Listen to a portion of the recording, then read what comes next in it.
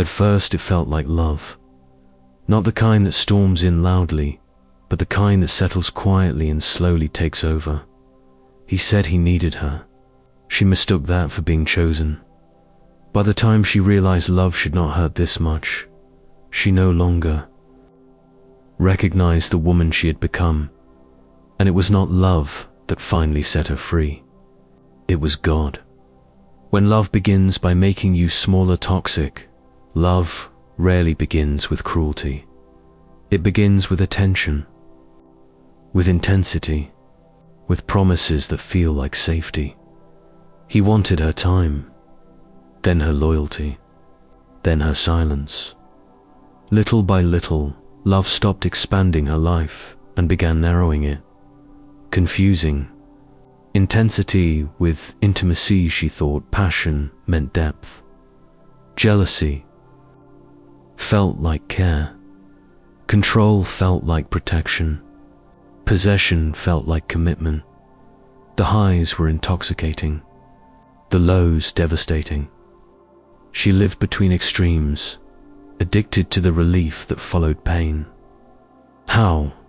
Slowly the cage forms, no door slammed shut instead.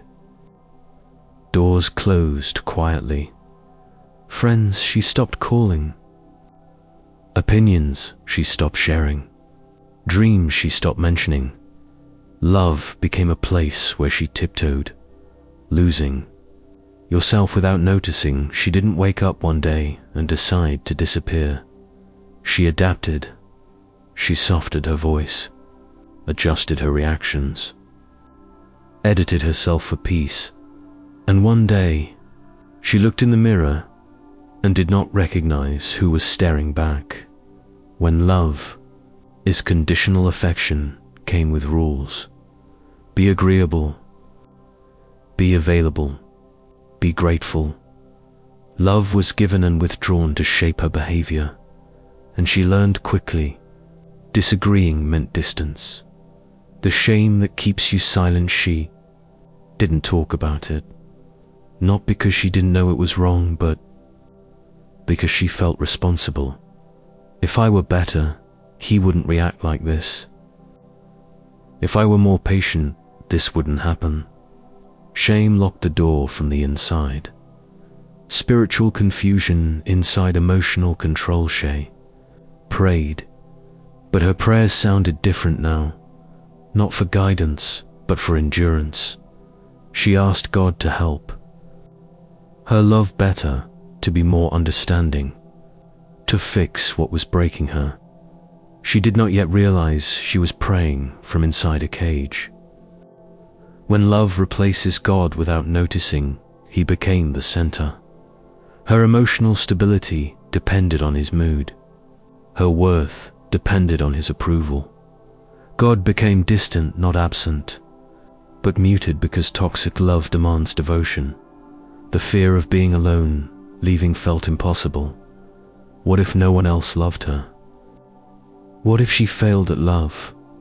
What if this was the best she could hope for? Fear whispered that captivity was safer than freedom. The body knows before the mind. Her body knew before her heart admitted it. Tight chest, shallow breath, constant anxiety. Love should feel safe. Her body was always bracing. The moment God interrupted the pattern, God did not break in loudly. He interrupted gently, through exhaustion, through a quiet inner resistance, through the question she could no longer avoid. Why does love require me to disappear? A truth she had avoided. God showed her something painful but freeing. Love does not control. Love does not diminish. Love does not demand self-erasure. What she called love was fear wherein affection. God's voice was not condemnation. God did not shame her for staying. He did not accuse her of weakness. He spoke with clarity and compassion. This is not how I love you. That sentence changed everything. Realizing God never asked for this, she had believed endurance was holiness. Sacrifice was faith. Suffering was love. God dismantled that lie gently.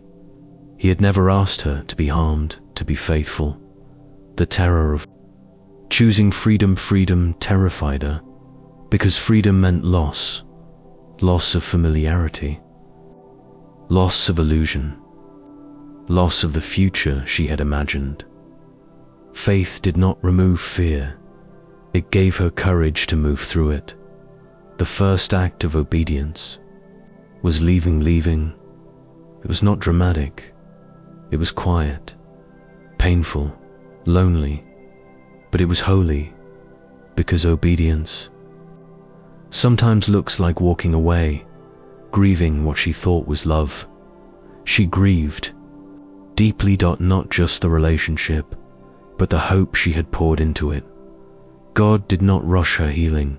He stayed, learning what love feels like against silence replaced chaos. At first, silence felt empty. Then it felt peaceful.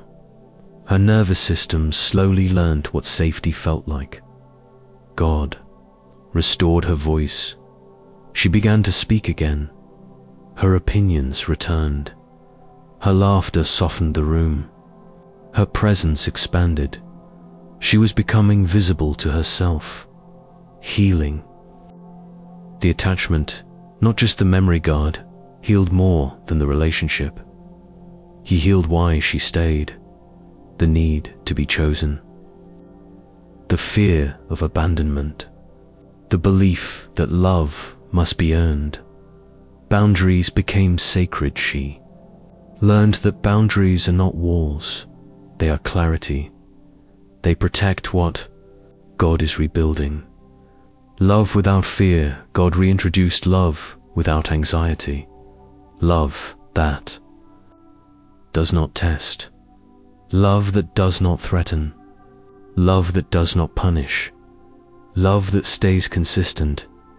Forgiveness without reconciliation. She learned a hard truth. Forgiveness does not require return. God gave her freedom without forcing contact.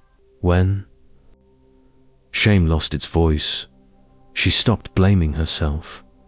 What happened was not because she was weak, but because she was human, and humans long for connection. Her identity reclaimed. She was no longer defined by who loved her. She was defined by who held her, and God never let go what God actually set free. God did not just free her from a person, He freed her from a pattern. The cycle ended with her strength. That is gentle. Her strength was not loud. It was steady. She no longer chased love. She discerned it. Her story becomes a shelter. Others recognize themselves in her story, and she offered understanding, judgment. Healing made her safe for others. Love, redefined love, became spacious, respectful, kind, grounded love that mirrors God, not fear. The quiet victory there was no applause, just peace, and peace was enough. She was trapped in toxic love, but God did not shame her, rush her, or abandon her. He stayed until she was strong enough to walk free. If you are confusing pain with passion, control with care, or fear with love, God is not asking you to endure what is destroying you. He is calling you out of it. And freedom always feels like coming home.